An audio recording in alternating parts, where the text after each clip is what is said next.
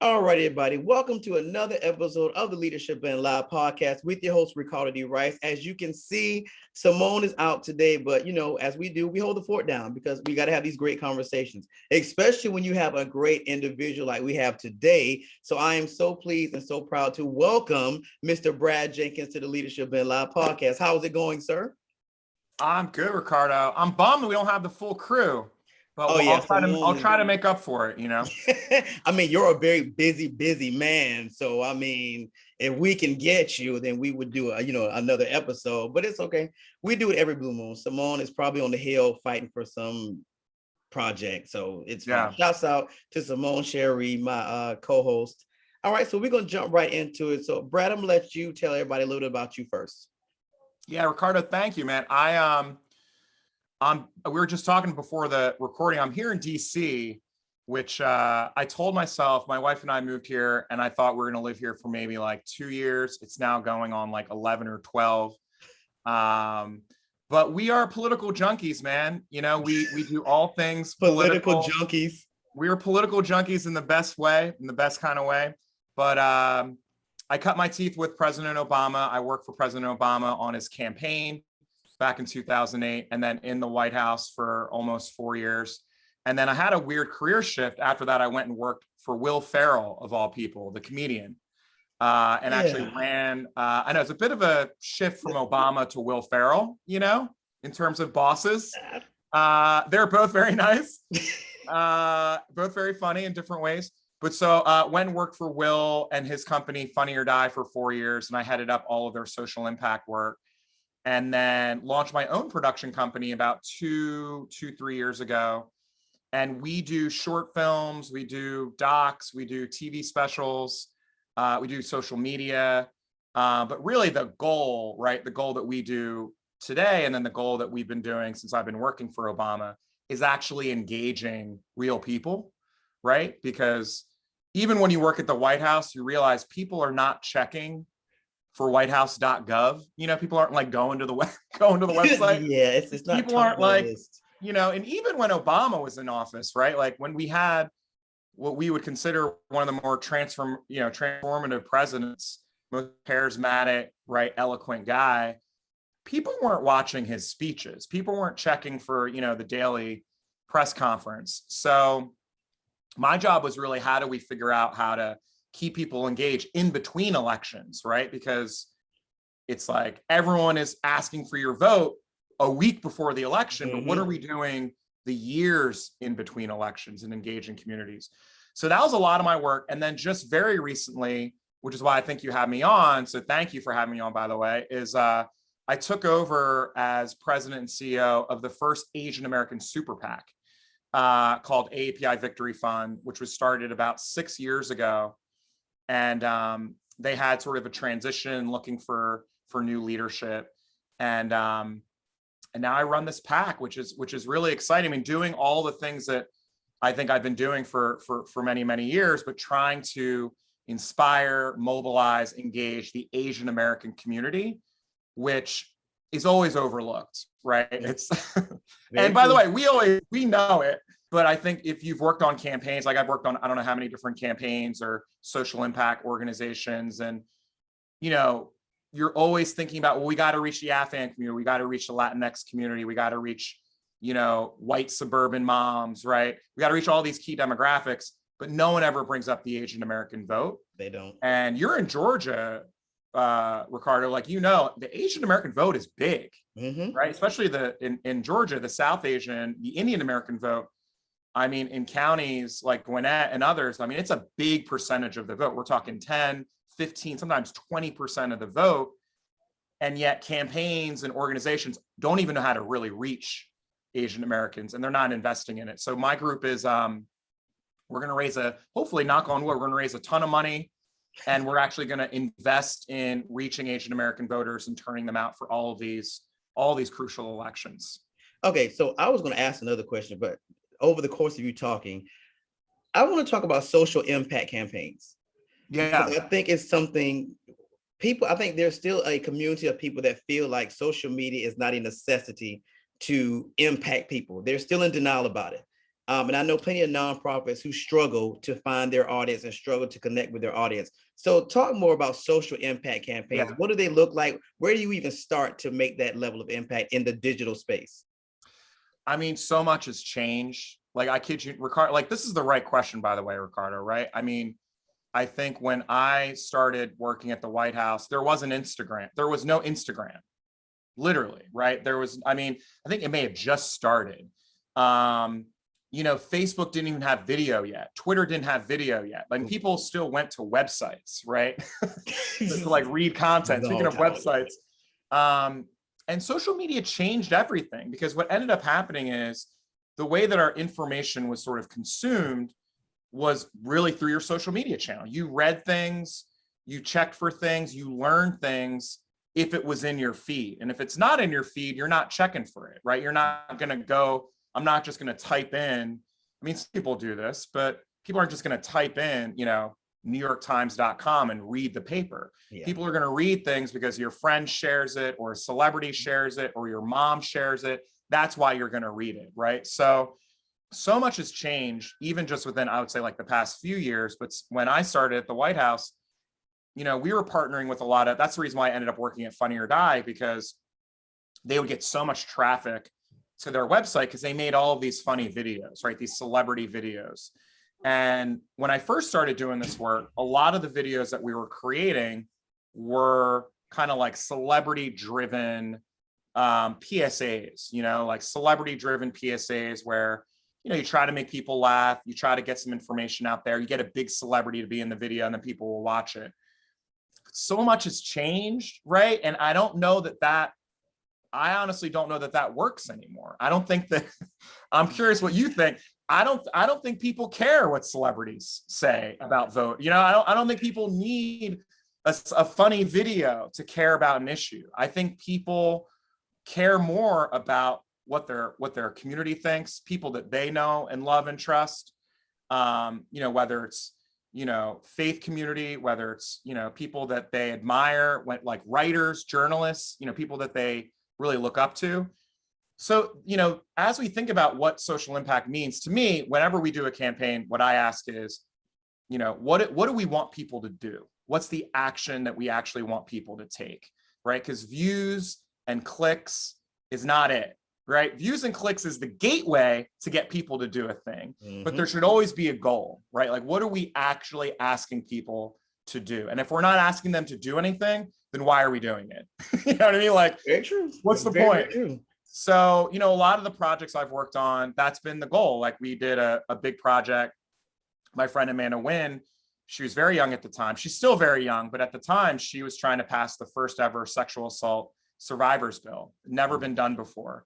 And we use content and social media and engagement to get 100,000 people to sign a petition to get this bill passed. And because of that, there was this groundswell. And it was during an election year, by the way, and Republicans and Democrats in DC, because there was all of this noise, they actually came together and signed this and passed this bill, right? There was enough sort of pressure and attention, and people were asking, why can't you pass this bill? This is a bipartisan bill. We need to get this bill passed. And so that's a very specific thing, right? I think when it comes to a lot of the stuff that I do with the Asian American community, a lot of the work is really shining a spotlight on what we call heroes, like everyday Asian Americans that are doing great things, and then getting resources and money, donations to local organizations on the ground, protecting and fighting for the Asian American community.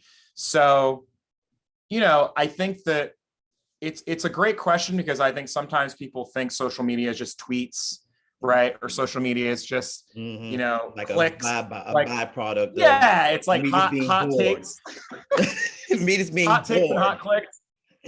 Yeah, hot takes and hot clicks. It's a lot of noise, to be honest. And what we try to do, and the great thing is, we've partnered with a lot of groups that know how to do this really well. Like I'll bring up Collective PAC. I'm not sure if Collective PAC has been on your pod, but they started not so long ago, and now they raise, somewhere between $20 million for Black candidates. Wow. Right? 20, like, per year. And they do a lot of this through social media. They do a lot of this with building the list, engaging the community, identifying these incredible candidates. You know, a lot of these candidates, if not for collective PAC, no one would know who they are, right? And the reality is, I'm of the mind that I still believe that, you know, all of the money that traditionally goes into campaigns, especially presidential or congressional campaigns, is all TV ads, right? It's all like these 30-second attack ads, and you don't want to watch them. And I mean, Ricardo, I'm talking like hundreds of millions of dollars are spent on this shit. I mean, I have a TV show, not so to my curse. production is Yeah, not cheap, so I know it's crazy. how much these things cost. I don't think those TV ads are convincing anyone of anything, in my opinion. I don't think you're going to watch a TV ad and be like, oh, you know what? Now I'm going to vote for Donald Trump, right? And I do think the way that we can really engage our community is through, you know, I mean, again, we use the term social media, but I almost say it's like, that's how people get their information. You know, it's Literally. just, it's like, that's just what it is. It's just, you know, that's how I get my information. That's how my kids get their information. They're like young, you know what I mean? Like, Yep. it's this, no one is watching television. And I mean, some people are watching television, but I feel like if you're under the age of 50, you're not really getting your primary sources of information from television. So we have to do a better job of filling in the gaps on social. Okay, let's segue to AAPI, because I have a question. Yeah. And this is a very basic question. And the only reason I ask this is because when I think about African Americans and we look at people, I always reference Hotel Rwanda. And you were talking about the Hutus and the Tutsis and the difference in skin complexion and things of that magnitude. Is there a difference between Asian Americans and Pacific Islanders? Is that a different group of people? Is it regional? Like, what does that look like? Yes, thank you for asking. Yes, it is. And in fact, it's a bit of, I wouldn't call it controversy, Ricardo, but you know, it's one of these things where depending on who you ask, because there are a lot of Pacific Islanders that don't like being grouped in as Asian Americans. I would say that, you know, depending on who you ask, especially certain generations, there are parts of the Asian American community that don't really even consider themselves Asian, right? Like, really? You talk to a lot of Indian Americans. Yeah, if you talk to older Indian Americans, they would say, I'm not Asian, I'm Indian, right? So the classification, the racial classification, in many ways was sort of imposed on a very diverse group of 23 million people. I mean, we're talking over 100 different countries, literally over 100 different countries. We're talking, you know, something like 60 different languages, every religion you can think of. A lot of the countries that, you know, make up the Asian American experience, if you talk to, you know, our grandparents, you know, they're not checking for some of the countries in those communities. If you're Korean, you feel a certain way about other, you know, Japanese or other communities. And so it's an interesting thing that because of the census and because of the way that we sort of have to classify race, there was a determination that, you know, we're going to sort of group all of these communities as one, right? And the purpose of that was, again, I think the purpose of that is to create more power for this community. So if all of the different communities are not recognized as sort of one monolith, then it becomes harder to actually allocate resources or to identify who these communities are when it comes to things like data and research and polling and, you know, investment from state and federal governments. But the really weird thing about the Asian American experience is we deal with this thing called the model minority myth. I'm not sure if you've heard of this. I have not. But so new. It's so in the Asian American community, there's this model minority myth because if you were to ask most Americans what they think of the Asian American community, they generally think that the Asian American community is very wealthy, very well off. And it actually, statistically, if you look at it, Asian Americans are actually doing quite well as a whole, because you're grouping all of these different communities together. And some of those communities are actually doing quite well, right? But the actual gap in wealth is the largest disparity of any racial group. Are you serious? So yeah, so the poor Asian Americans are the poorest compared to the richest Asian Americans. And so what ends up happening is there's this feeling, there's perpetuation of, well, and we see this in all kinds of media, but we also see this when it comes to political stuff, is that, well, Asian Americans are fine. We don't need to worry about them, right? Because statistically, I see that they're very well off. But if you actually get down to it, especially in Chinatowns and like urban areas, I mean, some of these communities, Ricardo, I mean, they are living not even at the poverty line, like barely able to live, right? Really? Yeah, and the Pacific Island, your question is the right one. The Pacific Islander community is a perfect example of that. So the designation, to your point, is geographic. So it's all of the sort of islands, which I should know all. I have this new job, so I should have memorized all of them by now. But there are many of them. It's Guam and all these Pacific islands. And as you can imagine, with these territories and these islands, the poverty levels are so high, especially during COVID. The rate of COVID among Pacific Islanders was something like 200% the national average. Really? But no one talked about it, right? Like it wasn't like you didn't see people making videos about it. Speaking of videos, you didn't see people say, oh, we got to help the Pacific Islander community, right? Because they're, in my opinion, I agree with a lot of our Pacific Islander advocates, because they are grouped in with the Asian American community, it sometimes hurts them because they are not being sort of recognized as their own separate community. So we at the AAPI Victory Fund, we view them again as a political force. Speaking of, states like Hawaii, like that is the majority in the state of Hawaii, are Native Hawaiians and Pacific Islanders. Asian Americans writ large, there are more of them than pretty much any other community. And that's borne out by, we've had probably the most representation from the AAPI community from Hawaii. And so we will continue to invest in those candidates in that pipeline of elections. But it's a great question. It's something that there's also a lot of debate, right, around what does it even mean to be Asian American. It's a very different kind of conversation than, maybe similar than from the Latino community. I think you're also seeing a little bit of that, especially with this last election, where you saw certain pockets of the Latino community voting for Trump. But again, not to get back to the Victory Fund, but like one of our big things that I am hoping that we're going to focus on is actually on data, is on, yes, we are 23 million Asian Americans, but we need to do a better job of understanding that the Asian American community in Georgia is much different than the Asian American community in Pennsylvania.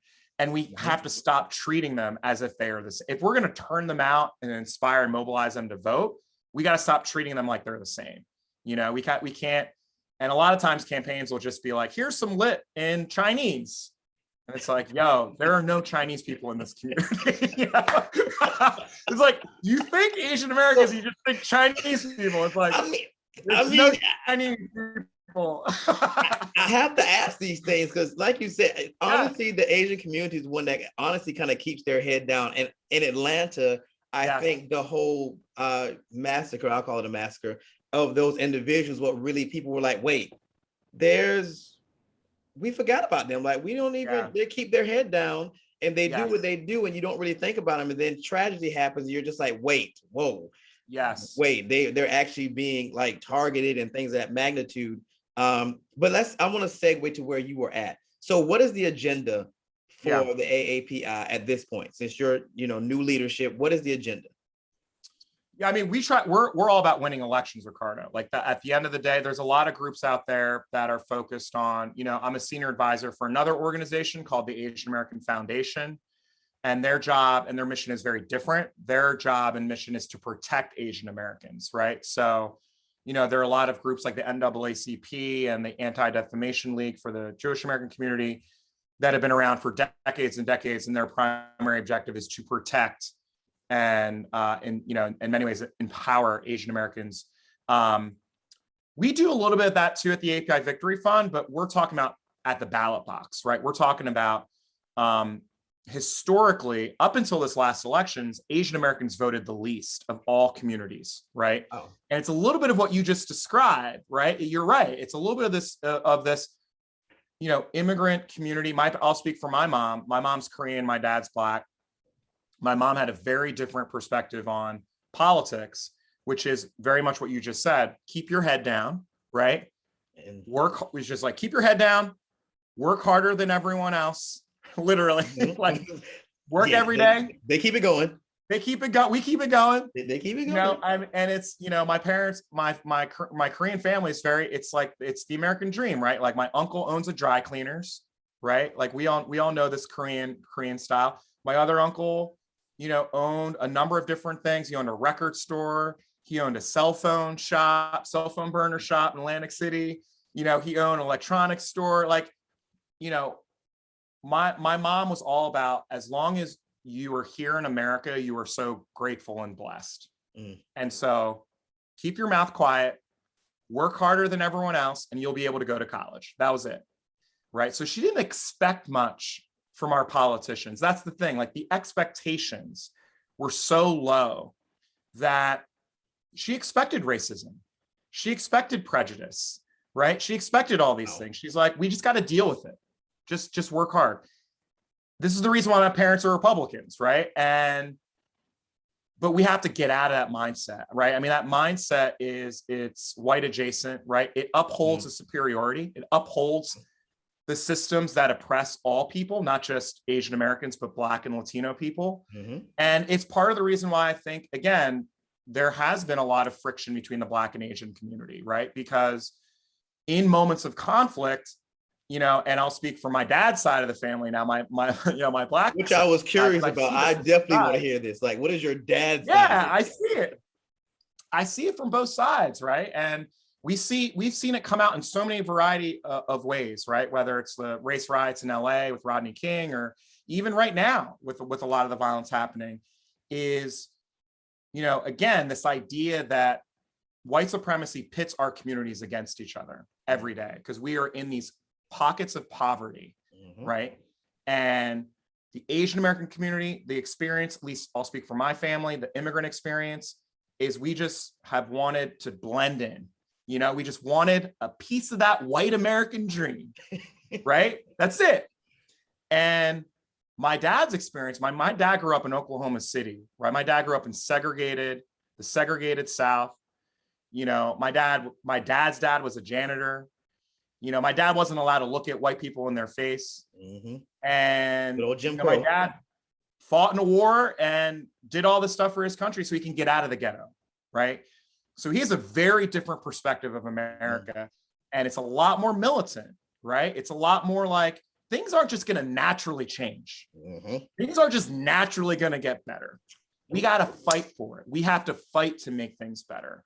And so what we're seeing now, though, Ricardo, is exciting, is like this younger Asian American community, like kids much younger than me, they're not down with what their parents are saying anymore. Like, that idea of let's just keep our heads down, it's gone, right? Like, they realize that when it comes to white supremacy, when it comes to police brutality, when it comes to voting rights suppression, when it comes to all these things, that doesn't just affect the Black community. That affects their community too. We are all in this fight together. So, for me, that was one of the first things I did when I got the job at the Victory Fund. The first thing I did was, how are we working with the collective PAC, the biggest African-American PAC? How are we working with the Latino Victory Fund, the biggest Latino PAC? Because the only way we're going to win these elections, one, is this: we got to do it together. But two, the only way Democrats win is when communities of color vote, Literally. So we got to be working together. So it's been a really interesting, transition for me, because typically I'm used to organizations hiring me, to help them come up with creative ideas and come up with cool videos. You are creative. I'm a little creative, but now it's different. Like, creativity is really important. But what I'm very interested in is real investment in communities, and like, how are we actually supporting these Asian American candidates? Like, you're in Georgia, we got this amazing candidate, B. Wynn, who's running for Secretary of State in Georgia. And, secretaries of states, I think of all elections this cycle, maybe the most important. Other than the Senate race, obviously, we got to keep the Senate, but, we know what, there's no other way to put it, what these Trump fascists are going to try to do. They're going to try to take this election. Literally. They are literally Georgia, going to try to take Secretary this of election. State. They already tried it. They already tried it once. Yep. And the secretaries of state, that is the last, that is the last protection of our democracy. And if Republicans win these seats, I mean, these are the people counting these votes, quote unquote, counting these votes. Yep. And so, Bee Nguyen is this inspiring, first Vietnamese American elected to the Georgia State House. She's just such a badass. She's been fighting on the front lines for civil rights and voting rights for so many years. And to be able to now invest in making sure that she's going to win, or at the very least that she's going to be able to have a fighting chance at winning this statewide race. There's never been an Asian American Secretary of State in Georgia.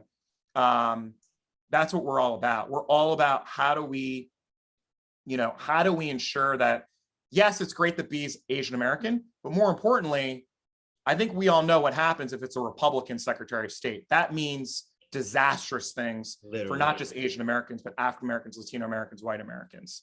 So we're fired up.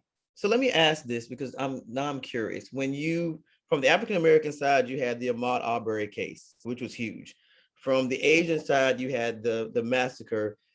How have these conversations changed? Because you're trying to bridge this gap and get everybody in one place. Yeah. What do these conversations sound like now, given these two disastrous events in these two communities? Yeah, I mean, they're different, right? I mean, that's the thing. Like, we can't compare these tragedies. And one thing I like to remind, although it's sometimes hard to remind my Asian American brothers and sisters, is this violence is 100% completely unacceptable, heartbreaking, tragic. It's an outcome of the racism from Trump, right? Like, by the way, when Trump started calling it Kung flu and started calling it Wuhan virus and all this shit, the UN General Assembly, literally all these people from all over the world were saying, these words are going to have consequences. If the president every day is stoking up all of this vitriol and racism, people are going to start acting out. Because think about it. People are losing their jobs. People are at home. They're not able to leave. People are losing their homes in some cases. Like, think about how much the reckoning of COVID. And yet we have this president who's blaming it all on a people, like he's blaming it all on China, but it's bigger than just China. He's blaming it. It's just racism in general. It's just like he did with Mexicans at the border. It's just like, he was scapegoating an entire community. And we knew this was going to happen. We knew that there was going to be consequences to this. People were going to start acting out. There's going to be some violent acts. And that's been happening. I mean, the uptick in hate crimes, in violence, in murders against Asian Americans are at the highest that we've ever seen. I mean, some of the numbers in some of these cities is crazy. It's like 400% uptick in violence against Asian Americans. And the vast majority of this violence is coming from white Americans. Strangely enough, there's a study, I know, which is not what you would think from social media. From social media, you would think it's just Black people doing this. Literally. 70% of the hate is coming from white Americans reported, right? Social media, obviously, if you have a cell phone and that video goes viral, then people see that and they think, oh, well, all the violence is coming at the hands of Black people. That's not the case. So one, for people watching, and there's been a lot of friction on social media because of this. I feel like there's a lot of Asian Americans saying, again, oh, well, it's only Black people that are assaulting us. Not true. With all that said, though, again, the very hard thing about the violence, and I think the Atlanta spa shootings was very clearly a hate crime. That was very clearly, premeditated. That was, again, a white person going in and shooting up all of these massage parlors, directly targeting our community, right? The Asian American community. That is very much in line with a lot of violence and hate crimes that we see in the Black community. The difference is there's a very big difference between, you know, a racist person doing these things and then the actual police and the state, right, doing these things to our people. So the level, the complexity of like, how do we deal with this? How do we hold those accountable? And how do we fight back? Because you're not just fighting back against one racist person. When it comes to police brutality and criminal justice reform in general, you're fighting back against a system, right, that allows for police officers to murder Black bodies and not to be held accountable, literally to not even go to prison, right? So these are very different conversations, very important conversations to have. But what was really important to me, you know, and we saw it, and I think that, you know, speaking to some Black activists, they perhaps did not see it enough, but, you know, during the George Floyd, I guess you can call it awakening, right, of America, right, with BLM and people protesting, there was a very large percentage of Asian American groups that were standing in solidarity with Black Lives Matter. And that was new for a lot of these organizations, right? And that shouldn't have been new for these organizations. And what we saw that come back to us tenfold, to be honest. Like we saw that in Georgia, for instance, right? I actually saw Trevon Williams. We actually saw, not to name drop, we saw Trevon in LA this past week. Jeezy and Jeannie Mai have been such incredible allies to the Asian American and Black community. They had a film screening in LA a couple of days, but the NAACP in Georgia, the state chapter in Georgia, we're doing these incredible Black and Asian solidarity rallies in support of Stop Asian Hate, which, again, the kind of thing that, you know, when I saw that, I got like a little emotional, to be honest. Like, I mean, it's a lot. It's a lot, man. You know, the partnering of like, the I world. would have never guessed that like state chapter of the NAACP would organize a rally for the Asian American community. You know what I mean? Like that was a lot. And to see the Black and Asian community come together like that was really beautiful. And it takes leadership like that. It takes leadership like Jeezy and Jeannie and Trevon and all those guys to say, again, an attack on one of us is an attack on all of us. And we have to stick together. So it's, you know, but we have to be thoughtful about this. We can't say all violence is the same, because there's different levels and complexity. And especially in the NAACP, a lot of what they're doing is, you know, litigation. A lot of what they're doing is protecting families against the state, you know, and prosecuting, you know, these police departments and doing this work. So it's a little bit different. But you know, one of the things I'll flag is there have been numerous not as high profile cases of Asian Americans who have been at the hands of police officers as well, right? some who've been murdered, right? And so it's not the kind of thing where it only happens to the Black community. I think overwhelmingly it does. But in those moments where we can find solidarity and we can stand up for each other, we have to. Okay. Last question. So I know you guys do candidates. Are you guys also going to get into the creating legislation space, or is it just allowing the candidates to be empowered to kind of be the force for that? Yeah, it's a good question. So we have the thing I run, the PAC, AAPI Victory Fund. We're squarely focused on elections. So a lot of our work is candidates. We're endorsing candidates, raising money for candidates, helping them win. But then we're also doing things like data investment, turning out our vote, you know, doing cool creative campaigns to get people out to the polls. We do have another arm of our organization called the Victory Alliance, which is a 501c, not to get legal, 501c4. So they don't do elections, they do advocacy, right? So they are pushing for issues of importance that matter to Asian Americans, which, by the way, are not that different from the issues of importance to African Americans and Latinx, right? So better healthcare, better schools, more investment in our communities, right?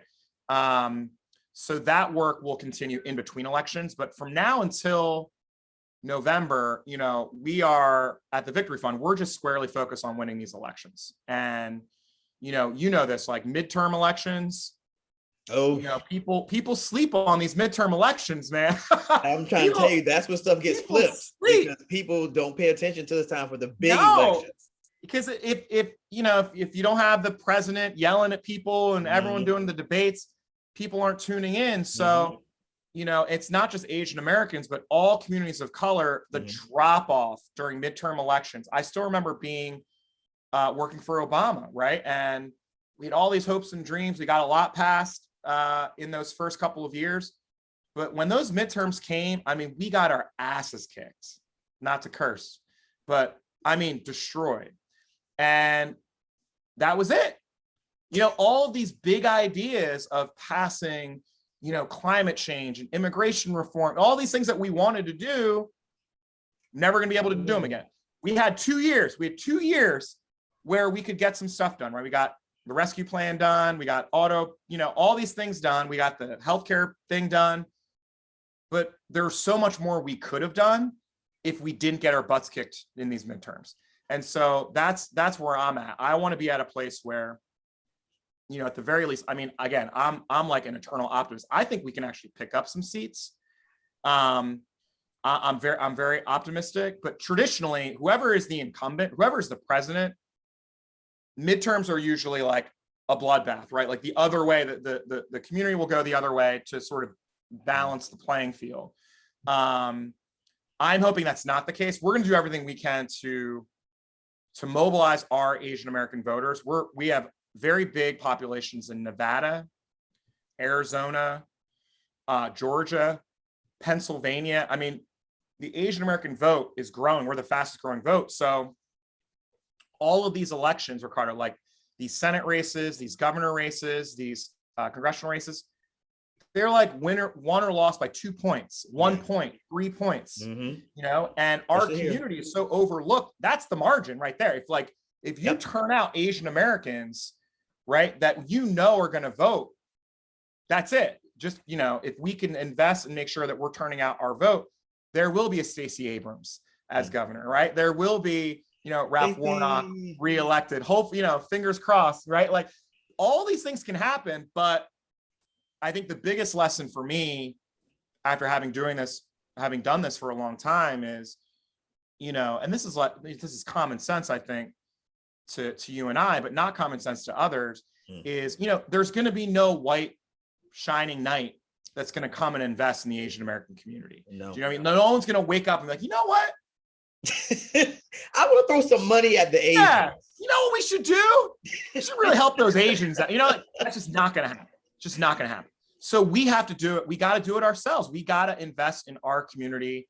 No one's going to do it for us. And at the end of the day, it's like, we can bitch and moan. I mean, a lot of times communities do this. They bitch and moan about, oh, you're not doing this for us. You're not investing in us, yelling at the campaigns or yelling at the media. Why aren't you covering us? And I'm at the point now where I'm like, we got to stop complaining. We got to do it. We got to do some stuff that's worth covering. We got to win some elections. If we are 20% of the vote in a county, then that 20% of the vote needs to be active, facts. You got to show that we're worth investing in, you know what I mean? So I'm very much in the zone of, this is a really important election for our community. We got to show. Last election, I will say though, last cycle, probably because of Trump, right? Like the one thing about Trump, he was a great motivator for our community. And the Asian American turnout was the highest surge ever for the amount of Asian Americans that voted last election was the biggest we've ever had. But I want to make sure that's not an aberration. You know what I mean? Like I don't want that to be a blip. I don't want that to be just because Trump was a racist and calling us out every day. I want that to be the norm, kind of like the new norm, right? Like we know our African American community votes, especially women. Can we just thank African American women, please? My sisters, we appreciate if you. Not so much, my sisters. We appreciate. If not for African American women, can you imagine how disastrous our country would be in if not for African American women, right? So again, anytime I have an opportunity to just thank African American women, I will do it. But we got to be that way, that we should be able to say that about Asian American women. Yeah. Right. Like I want us to get to that point. We're not there yet. Right. Like we got to get there. We can get there. But, we have to be we got to be in it. We have to be committed. We have to be fired up. We have to be ready to vote and fight for our community every election, not just the presidential elections. You know, it has to be these midterm elections as well. All right. How do people get in touch with you or find out more about the AAPI? You can hit me. I'm at Brad Jenkins. By the way, I was, my friend was laughing at. So my name is Brad Jenkins, which is the least Asian name. I didn't want to say it, but I was like, Jenkins? I got cousins named Brad Jenkins. What? And he's what? That's not possible. That's not possible. Like Jenkins is a Black last name. So when you said that your dad was Black, I was like, oh, okay, that it makes sense now, right? Yeah. Jenkins. I know. I got to work on it. My friend Midori, she was like, you should just add your mom's name in the mix, just so you can like. I mean, it'll put you in rooms. It'll let you in rooms because people like Brad Jenkins. Oh, he a brother, and then you show up. I mean, but you got some swag to you, so I'm just like, okay, well, yeah, his dad is probably African American. His dad's Black. Yeah, my dad's Black. Yeah, my mom's maiden name is Pac, right? So when I saw Anderson Pac blow up, I was like, oh man. That could have been you. I should just kept Pac. People would understand me a little bit more. You know what I mean? I mean, Jenkins gets you a cool card. You get a cool card for Jenkins. But it's confusing, Ricard. It's confusing when I meet people and they're like, wait, you're Brad Jenkins? The opposite of the resume debacle is like Brad Jenkins. He got to be Black. And you show him like, you're not Brad Jenkins. There's no way. You're not Brad Jenkins. You're not. We got the wrong. Oh, you're Brad Jenkins. Oh, okay. Okay. Yeah, I got to work on that. I may just add a Pac to my last. We could text Anderson and be like, yo, is it okay if I just add a Pac to my last name? Yeah. We'll see. I mean, it could work. It could work. All right. So special thanks to our very special guest today, Brad Jenkins. This is him. He didn't send a stand-in. This is Brad Jenkins. This is me. This is him. And again, special thanks. Appreciate you so much for shining a light, because I've been secretly trying to find other people in other spaces because we do leadership. And when your people reached out, I was like, oh, this is a godsend. Perfect. Absolutely perfect. I love it. I appreciate you so much. We will talk to you soon, everybody. Friday, we have another episode. The information will be on my website. I can't remember right now, but check out the website, ricecommunity.com, Rice with a W. And we will talk to you guys another time, same place, same time on the Leadership in Live podcast. Brad, you stick around and I will see you guys a little later.